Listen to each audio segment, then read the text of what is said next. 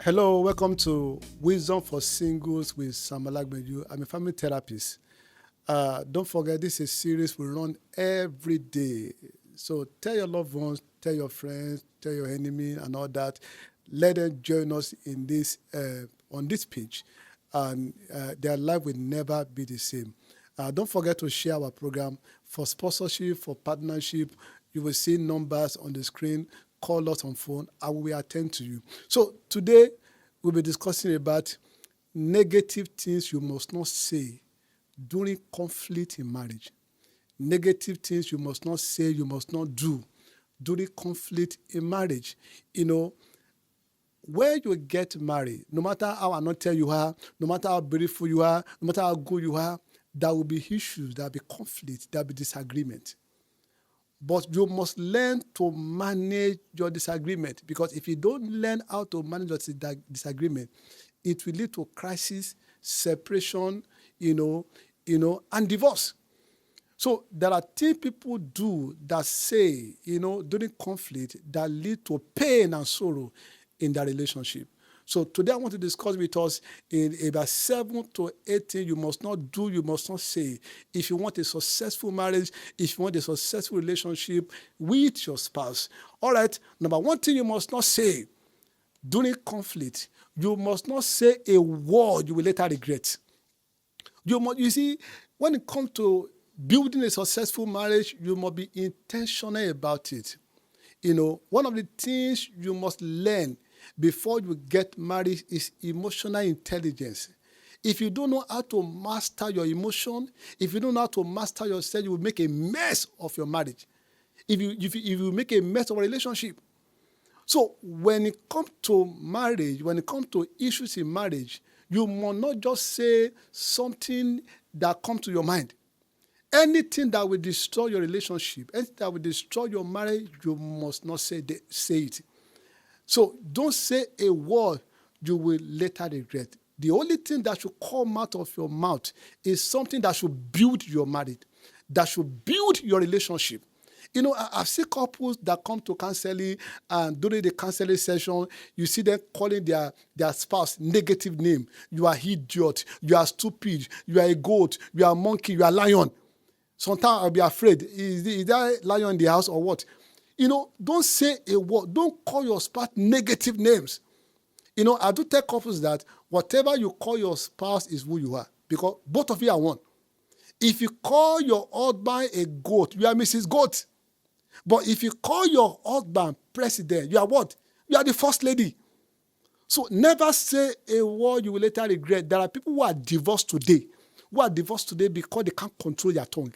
They just say anything. They curse their spouse. They abuse their spouse. So if you want to enjoy a successful marriage, you must learn to master your emotion. Don't say a word you will later regret. I know of a woman who lost a marriage of 15 years because she could not control her tongue. A marriage of 15 years because she could not control her tongue. So if you want to enjoy your marriage, you must not say a word you will later regret. Number two thing you must never do, you must never say. Never be too proud to say, I am sorry. Never be too proud to say, I am sorry. If you don't want your marriage to be in a sorry state, you must learn to say, I am sorry. I do tell singles that, one of the things you must learn before you get married, learn to say, I am sorry. If you are too proud to humble yourself, marriage is not for you. Don't get married. There are people who are divorced today just because they can't say, I am sorry, they are divorced. One of the things that destroy marriage is pride. Pride is one of the major killers of marriage. If you are proud, don't get married. Marriage is not for you. You can't last in marriage. You must be able to humble yourself. Learn to say, I'm sorry, whether you are guilty or not. One of the things that helped me and my wife is ability to say, I'm sorry. I am not too proud to say, I'm sorry. Even if I'm not guilty, I've learned to say, I am sorry over and over again. So never be too proud to say, I'm sorry. If you want to build a long-lasting marriage, I said something, I said, there are 2 times you should learn to say, I'm sorry. There are 2 times you should learn to say, I'm sorry. Where you are right and where you are wrong. Some say, hey, I'm wrong. I'm right. I can't say I'm sorry. and that means you will lose your marriage. There are two times to say I'm sorry, when you are right and when you are wrong, for peace to reign in your marriage. For peace to reign in your marriage. So learn to say I am sorry. Learn to apologize if you want to have a long-lasting marriage. Number 3 thing you must not do in marriage. Never threaten your wife or your husband with divorce. Don't say, I will divorce you. That is emotional abuse. Don't mention the word divorce in marriage. There's no dignity in divorce. So no threat of divorce or separation. Avoid mentioning divorce in your marriage. Don't even think about it. Love never fails. Every marriage has their own challenges. There's no perfect marriage. I do tell people. There's no perfect marriage. So learn to fight for your marriage. Learn to build your marriage. Never think of divorce. Never think of divorce. So there's no perfect marriage. So build your own marriage and it shall be well with you. Number 14, you must not say. Never make references to the past offenses of your spouse. Never make references to the past offenses of your wife. Never make references to the past offenses of your husband. Don't say last year you did this. 2 years ago you did this. No. All things are passed away. All things are passed away. I do tell people that in marriage we don't keep malice. There are law and regulation that guide marriage. You can't do marriage anyhow. That's how the rate of divorce is very high. People just come to marry and do marriage anyhow. So there are rules that guide marriage. So if you want to enjoy your marriage, don't make references. Once your spouse say, I am sorry, even though your spouse does not apologize, don't make references to the past offenses. Last year you do this, 2 years ago you do this. All things are passed away. And in marriage, we don't keep malice. Don't go to bed angry. Don't go to bed angry. In marriage, we don't keep malice. I see some couple, they be keeping malice for 6 months, 1 year. No. They are baby husband and baby wife. They are not mature for marriage. It doesn't matter how long you have been in marriage, whether 15 years or 20 years. If you are still keeping malice, you are a baby. If you are still keeping malice with your wife, you are keeping malice with your husband, you are not mature for marriage. You are not fit for marriage. You are not suitable for marriage. No matter the offenses, learn to see them as lover and settle your issue. In my marriage, it is a law. We don't go to bed hungry. We don't keep malice. I don't keep malice with my wife. We settle the issue before we go to bed. So don't make references. Forgive and move on. Forgive and move on. All things are passed away. The next point, never forget the goodness of your wife, of your husband, because of any issue. Don't forget, because of one single argument, and you now make your husband your enemy. Because of one single issue, you will now make your wife your enemy. This man has been there for you over the years. This woman has been there for you over the years. Just because of one single issue, you will not make that person your enemy. No. That's not maturity. That's not maturity. So you must learn. Don't forget the goodness of your spouse, of your husband, of your wife because of one single argument. Don't turn your marriage to a battlefield because of one single issue. All right? The next point. What you must never do in marriage. Never raise your voice whenever there's an argument in marriage. Don't shout at your spouse. People must not be hearing your voice. Your neighbor must not be hearing your voice. If you see where some couple are discussing, everybody will be hearing their voice. All their neighbor will be hearing their voices.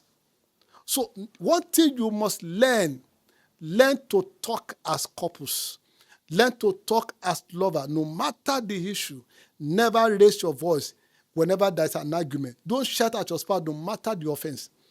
And this is one of the ways to build a successful marriage. The next point, what you must never do in marriage, never place a curse on your husband. Never place a curse on your wife. No matter the issue, no matter the offense, never place a curse upon your spouse. Never place a curse upon your husband. No matter the issue. Instead, pray for your wife.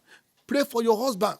If you want to have a successful marriage, an excellent marriage, placing a curse upon your marriage is not the way to go. placing a curse upon your wife, your husband is not the way to go. No matter the issue, no matter the offense, never place a curse upon your spouse. Instead, pray for your spouse. Pray for them, and shall be well with them. And the next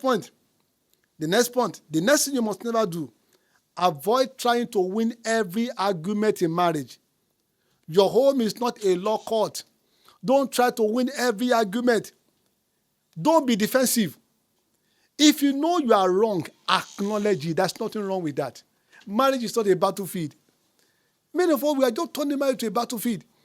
If you know you are wrong, don't be defensive. Acknowledge your fault. Say, I am sorry. There's nothing wrong with that. Nobody will kill you. So if you are wrong, acknowledge it. Don't be defensive. So don't try to win every argument. I've seen couples, they know they are wrong, but they want to win the argument. And they are destroying their marriage. So don't try to win every argument in marriage. The next point, which is the last one. Never compare your husband with anybody living or dead. Because of one issue, there is no perfect marriage. There is no perfect husband. There is no perfect wife. Even as a marriage counselor, I'm not perfect. My wife is not perfect. I am not perfect. So don't compare your spouse with anybody living or dead. Everybody has a weakness. Only God does not have a weakness. So if you want to enjoy your marriage, focus on the strength of your spouse. Focus on the strength of your husband. Focus on the strength of your wife. One of the major issues we have in marriage is that we focus on the weaknesses of our spouse at the expense of their strengths. So we become blind to their strength. So if you want to enjoy your marriage, never compare your husband. Don't tell your husband, why can't you be like Pastor this? Why can't you be like Brother this? Why can't you be like my ex, my father? If your ex is good enough, why can't you marry your ex? If your father is good enough, why can't you marry your father? If your mother is good enough, why can't you marry your mother? Never compare your wife to your mother. Your wife is unique. So one of the ways to enjoy your marriage is to see your marriage as the best. See your spouse as the best, and shall be well with us in Jesus' name. Don't forget to share this video, to invite your friends, your loved one to this page. We run this series every day. So invite your friend, invite your loved one. And if you want to partner with us, our number are on the screen. Call the number for sponsorship, for partnership. We are ready to listen to you. God bless you.